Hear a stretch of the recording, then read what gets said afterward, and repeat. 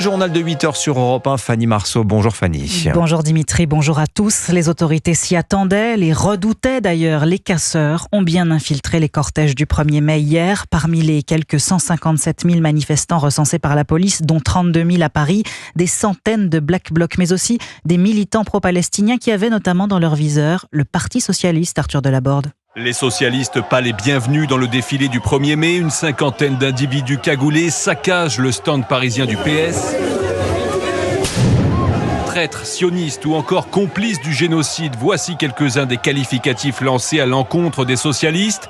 Le patron du parti, Olivier Faure, a immédiatement annoncé des dépôts de plaintes. Parmi les élus malmenés, Jérôme Guedj, encerclé par un groupe de personnes vêtues de noir, le député PS de l'Essonne a été contraint de s'éloigner de la tête du cortège sous les huées. Non, on quitte jamais la manif du 1er mai parce qu'il y a les ennemis des travailleurs qui sont là. C'est les gens qui détournent et dénaturent un mouvement social.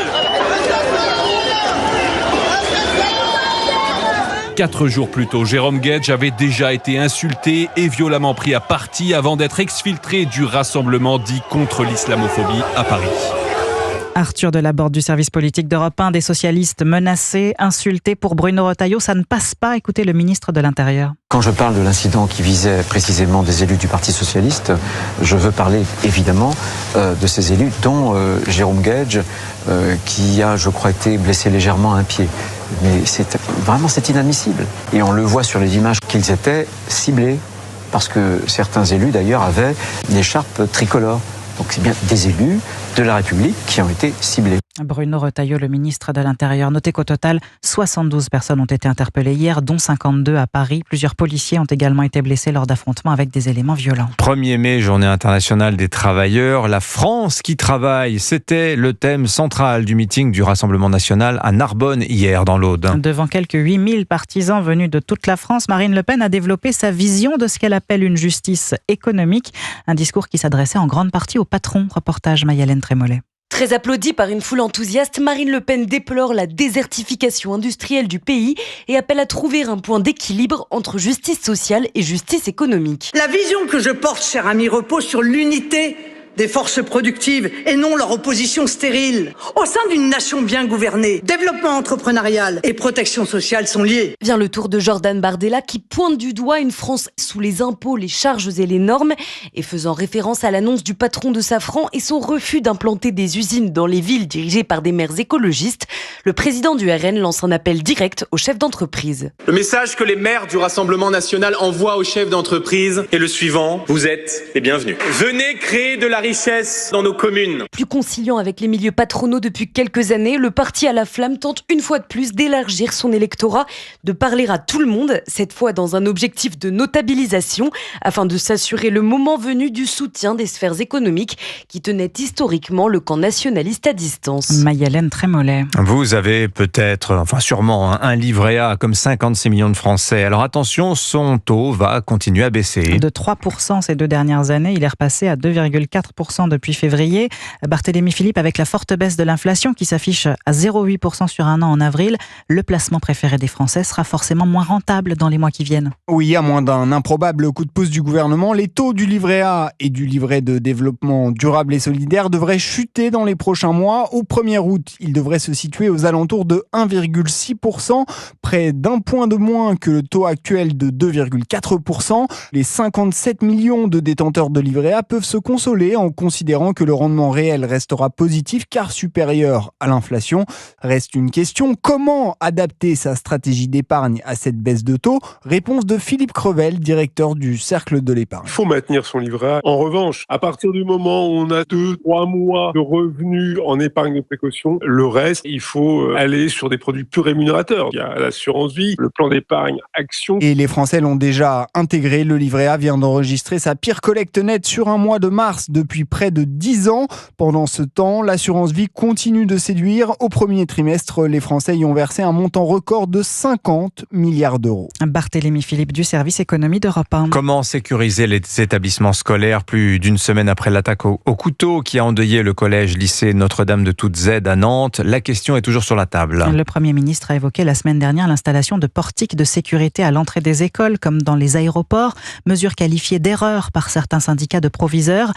78% des Français s'y disent pourtant favorables, selon un sondage CSA pour Europe 1, CNews et le JDD ce matin. Vous écoutez Europe 1 matin, il est à 8h06. Vladimir Poutine, seul obstacle à la paix en Ukraine. Voilà les propos du ministre des Affaires étrangères Jean-Noël Barrot. Alors que de nouvelles frappes ont endeuillé l'Ukraine hier et que les États-Unis n'ont toujours pas réussi à obtenir un cessez-le-feu concret de la part du Kremlin, le chef de la diplomatie française a annoncé hier de nouvelles sanctions contre la Russie. Écoutez. Il faut le reconnaître, le seul obstacle à la paix en Ukraine aujourd'hui, c'est Vladimir Poutine. Nous allons, nous, Européens, accompagner cette initiative américaine avec un 17e paquet de sanctions. Et je me suis engagé auprès de Lindsey Graham à ce que nous tentions de coordonner à la fois sur la substance, mais aussi sur le calendrier, ces 2 paquets de sanctions. Jean-Noël Barrot qui s'est entretenu hier avec le secrétaire d'État américain Marco Rubio, saluant une discussion sans filtre et des convergences d'objectifs entre Européens et Américains. Et à propos de l'administration américaine, c'est le premier remaniement de Donald Trump. Son conseiller à la sécurité nationale, Mike Waltz, fragilisé par une affaire de plan militaire partagé par mégarde avec un journaliste, a démissionné. Washington souhaite le nommer ambassadeur à l'ONU. Et puis, question de santé ce matin sur Europe 1. Comment lutter contre la résistance des bactéries aux antibiotiques? Cette résistance tue chaque année 5 millions de personnes dans le monde et d'ici 2050, elle pourrait même devenir la première cause de mortalité.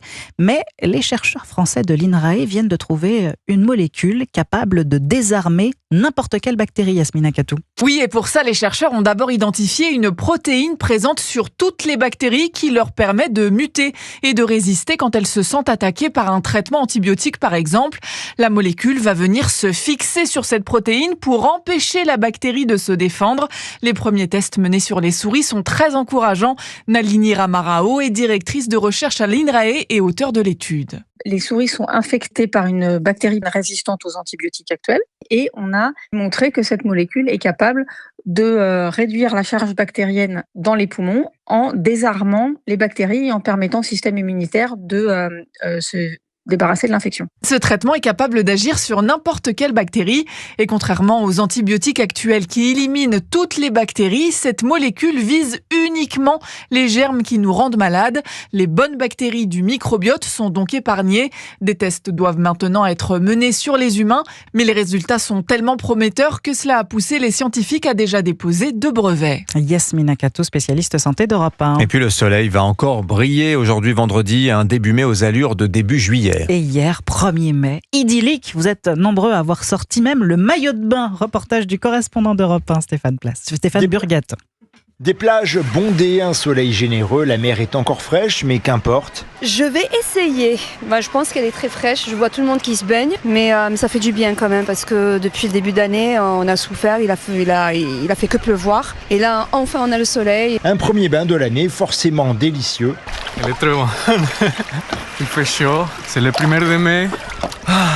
Ça fait plaisir. Farniente, barbotage et bien sûr pique-nique sur la plage ou bien sur les pelouses aux alentours.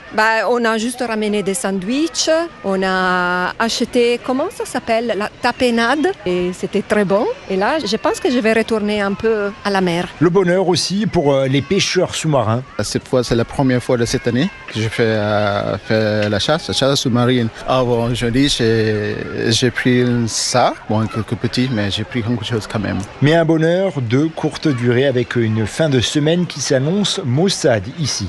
Marseille, Stéphane Burgat, Europe 1. Un maussade un peu partout d'ailleurs. Le retour des températures un peu moins élevées. Oui, mais ça va pas durer. Ça va pas durer. Le retour des orages, c'est pour ce week-end malheureusement. Oui, après le beau temps, la pluie. Normal. Mais ça s'alterne. Merci Fanny Marceau. C'était votre journal. Dans un instant sur Europe 1, l'invité politique sera Sylvain Maillard, le député Ensemble pour la République de Paris, sera face à Romain Desarts.